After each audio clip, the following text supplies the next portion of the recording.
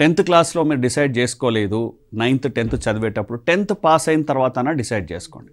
ఇందాక చెప్పినట్టు మీరు ఏ గ్రూప్ తీసుకుంటున్నారు ఇంటర్మీడియట్లో, లేదా ఇంకా ఇతర డిప్లొమా కోర్సులకు కానీ ఇంకా ఐఐటీ దేనికి వెళ్తున్నారో మీరు డిసైడ్ చేసుకోండి. అట్లీస్ట్ 10th పాస్ అయిన తర్వాత ఆ గ్యాప్ ఉండేటువంటి 2-3 నెలల్లో అయినా సరే మీరు డిసైడ్ చేసుకోండి. మీరు ఇంటర్మీడియట్ వెళ్ళదలుచుకున్నారా, ఇతర కోర్సుల వైపుకి వెళ్ళదలుచుకున్నారా, ఏం చేయదలుచుకున్నారు అనేది డిసైడ్ చేసుకోండి. ఇది కూడా ముఖ్యమేనండి. ఉదాహరణకు మీరు 10thలో డిసైడ్ చేసుకోలేదు, ఎవరో బలవంతం మీద ఎంపీసీ చదివారు, కానీ మీకు బైపీసీ అంటే ఇష్టము, ఇబ్బంది అవుతుంది.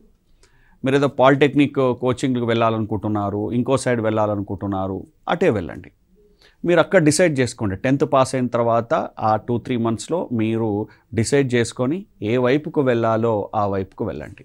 ముందే 8th 9th అప్పుడు చేసుకుంటే ఓకే. అది లేకపోతే 10th క్లాస్ పాస్ అయిన తర్వాతనైనా మీ కెరియర్ని, మీ చదువుని, ఇక్కడ కెరియర్ అంటే మీనింగ్ ఏంటి అంటే చదువు కావచ్చు, ఉద్యోగం కావచ్చు, జీవితంలో స్థిరపడడం కావచ్చు. ఏ రంగం అయితే మీరు ఎంచుకోవాలనుకుంటున్నారో ఆ రంగాన్ని అట్లీస్ట్ 10th పాస్ అయిన తర్వాతనైనా ఎంచుకోండి. అప్పుడు ఏమవుతుందంటే ప్రొఫెషనలిజం స్టార్ట్ అవుతుంది. ఉదాహరణకు మీరు ఇంజనీరింగ్ కావాలనుకుంటారు, డెఫినెట్గా ఏంటి ఎంపీసీ తీసుకొని ముందుకు వెళ్ళిపోతుంటారు అక్కడి నుంచి. లేదు మీరు లా చేద్దామనుకుంటారు, ఇక్కడ 10th నుంచే ఇంటర్మీడియట్ నుంచే దాని బేస్ మొదలవుతూ ఉంటుంది. స్ట్రాంగ్ ఫౌండేషన్ మీరు కెరియర్కి ఉండాలి అంటే ఏంటి అంటే 10th పాస్ అయిన తర్వాత మీరు కరెక్ట్గా నిర్ణయం తీసుకొని ఆ చదువులో లేకపోతే ఆ కెరియర్లో మీరు దూసుకు వెళ్ళడానికి ట్రై చేయండి. ఇది 10th పాస్ అయిన తర్వాత ఇదే అత్యంత ముఖ్యమైనదండి. చూడండి, ఇక్కడ 10th పాస్ అయిన తర్వాత కూడా స్టూడెంట్కి ఇన్ని ప్రశ్నలు వస్తాయి.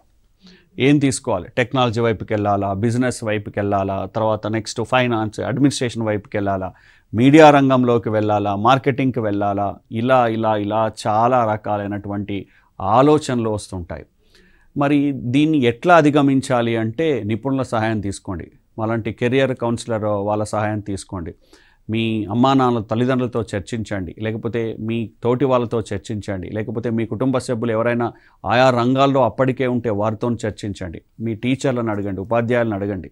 ఇలా అందరినీ ఒక మంచి డిస్కషన్ చేసుకొని వాళ్ళ నిర్ణయాన్ని మీ నిర్ణయాన్ని సరిచూసుకుంటూ ఫైనల్గా ఒక నిర్ణయానికి రండి. దీంట్లో కన్సిడర్ చేయాల్సింది మీ ఇంట్రెస్టేనండి. అవన్నీ ఏదో బాగుందని దాంట్లోకి వెళ్ళడం కాదు. ఫస్ట్ మీ ఇంట్రెస్ట్తోని మిగతా వాళ్ళని సలహాలు సూచనలు ఆ ముందే ఐడియాలు తీసుకొని మీరు ఒక నిర్ణయానికి వచ్చి మీ కెరియర్ని ప్రారంభించండి. మీరు తీసుకునే ఆ చదువుని స్టార్ట్ చేయండి. మీరు చదువుకునేటువంటి ఆ డిగ్రీని, ఇంటర్మీడియట్ను దేన్నైనా ముందుకు తీసుకెళ్ళండి.